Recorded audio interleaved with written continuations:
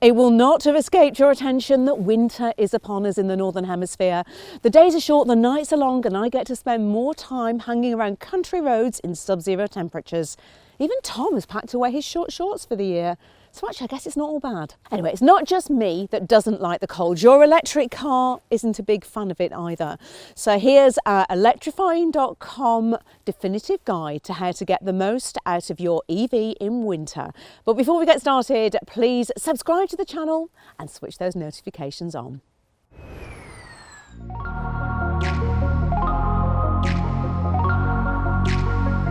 The most important part of your electric car is the bit you can't see, the battery. Like you and me, battery packs do their best work when they are cosy and warm. Not too hot, not too cold, and not standing in a freezing cold car park when everyone else is tucked up by the heater. The best way to make sure your electric car is at this ideal operating temperature is to use something called preconditioning. This draws power from your wall charger to warm both the cabin and the battery pack before you drive away, so you're using mains power to do the heating. Setting everything up will vary according to the make of the car you have, but for this Tesla, all I need to do is set my departure time in the app and it will be ready when I want to leave. I'll input the time and the car will be toasty warm as soon as I open the door. Now, there are two reasons why preconditioning your electric car is a very good idea. I'll do the technical one first. So electric car batteries are built from lithium-ion cells, and when the weather is cold, the chemical reactions are slower and the pack loses its charge quicker. If you've ever tried to use a smartphone on a really cold morning, you'll know exactly what I'm talking about. Now, preconditioning warms the battery pack to allow it to work at its premium condition the minute you hit the accelerator. Now, the second reason why preconditioning is such a great idea is because it makes the cabin lovely and warm before you have even set off. If you don't precondition, you'll be using a lot of power from the battery just to get the cabin to a temperature that stops everybody moaning and complaining. And you also won't have to mess around with scrapers and de-icers getting the whole thing ready. Or in my case, running a bit late, getting a kettle filled with warm water and getting that to do the job for you, which is definitely not recommended, folks. You might notice that your car, which can accept, say, 170 kilowatts, like this ID Buzz, can only take much less when it's very cold, as I found out recently. And that's partly because the chemicals inside the battery aren't at the ideal temperature. If you are going to need to charge on a journey on a very cold day, it's sometimes worth using the car's own built-in sat-nav rather than Apple CarPlay or Android Auto to find a charging point, because some cars will then precondition the battery to the ideal temperature to accept a charge when you get there. It's better for the battery, and you will spend less time waiting too.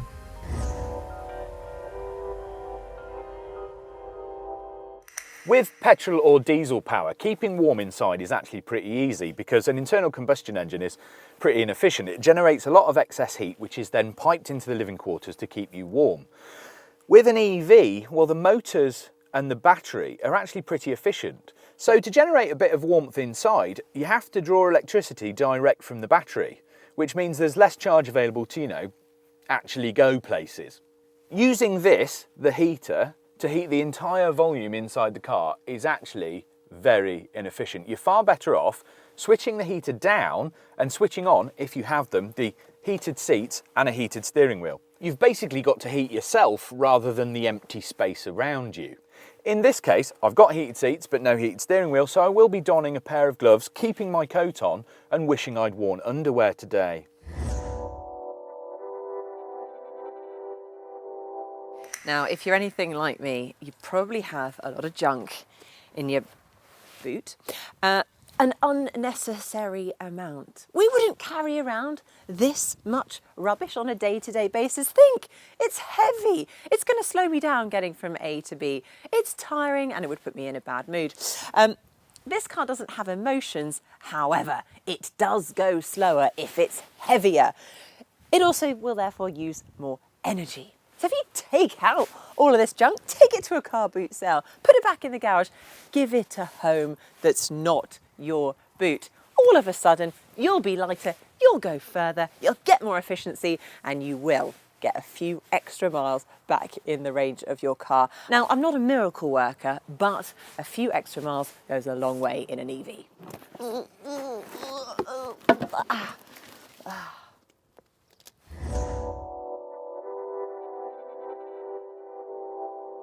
Now, all EVs will have some sort of drive mode selector as standard. Now, these allow you to change the way that your car uses the charge from its battery. In normal mode, you get the maximum performance from the motor and you can have all of the gadgets and gizmos on that you like. A lot of people will just leave it in whatever mode comes on when they start the car. But if you want to maximise your driving range in winter, you have to become something of a driving mode ninja. Does this mean I get a sword? No, Tom. Don't you remember what happened last time? Oh, yeah. Not meaning to be patronising here, but in colder weather, your car has to work a lot harder to keep you moving and heated and warm and all of that kind of stuff. So what your driving modes actually do is limit some of your car's features to get you further. Every car maker will have a different name for the various modes on offer, but generally you'll find that an eco or a range mode will do things like limit some of the functions of the heating and whack the brake regeneration up to full. Now, if your car doesn't do that automatically, it is worth pressing that button because brake regeneration will make a difference. Most will also do things like limit the amount of power actually available from the motor to the wheels, and that stops you kind of frittering away your range by doing too many Grand Prix starts or drag racing stuff. But it has the added advantage in that the way that a lot of electric vehicles make power is that they produce a lot of very instant torque, which can mean that they tend to wheel spin in wet or icy conditions. And when you're in that range mode, it will just chill everything out a little bit. Some cars go even further with what's known in the business as the Apollo 13 setting. Now, this is basically an extreme range mode that will completely knock out the heating and even limit your top speed to something very economical. You still have things like lights and wipers and stuff, so you're completely legal and safe, and it means that you can eke out that very last bit of range so that you can get to your destination, albeit you'll get there with mild frostbite, and you'll be bored because there's no radio. Don't do it unless you're desperate. Now, winter driving in an electric car is all about efficiency. It might sound a bit nerdy, but to get the most out of your car when the thermometer drops, you've got to look at every single part of your journey. If it makes the difference between getting home or having to do what is known as a splash and dash at a freezing rain-lash rapid charger, then your geeky attention to detail will pay extra dividends over winter. Route planning. Might not sound like the most exciting thing, something only a Boy Scout would find fascinating, or maybe Tom. Anyway, it's something a lot of electric car owners swear by. Let's say we're going from one place to another and decide to use a popular route planner map. Now, the trick here is to look at the alternatives it offers. If you look, the alternative routes might sometimes take around the same amount of time, but will be miles shorter. Plus, they're likely to be on 60-mile-per-hour roads, and that means they'll take far less out of your battery pack than the motorway will.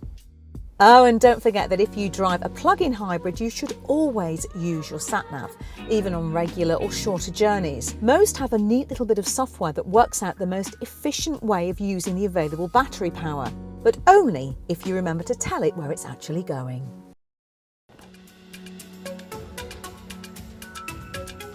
Do you remember the good old days when you had to wipe the inside of your car windows with a cloth just to be able to see out of it when it was damp outside? Now, every car has air conditioning, which does the job so much better, but using that will take power from the battery. So try to limit the amount you use it by doing things like putting wet coats and umbrellas in the boot, which is sensible. Perhaps also tell your passengers not to breathe so much. Okay, that might be a bit extreme.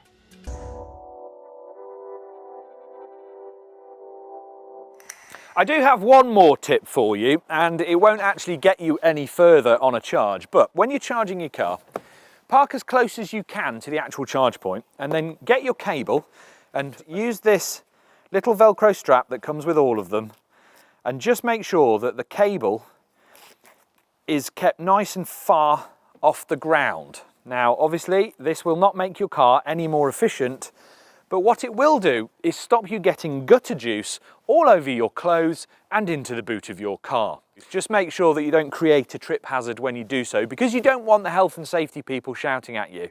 But generally, it's cleaner and a little bit nicer. Anyway, that, my friends, is Electrifying's guide to driving electrified cars in winter.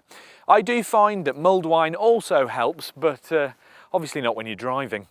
If you fancy some inspiration on what electric car might be right for you, then do check out our video of the Mazda MX-30 Mini Electric, Fiat 500, and there's a whole host more.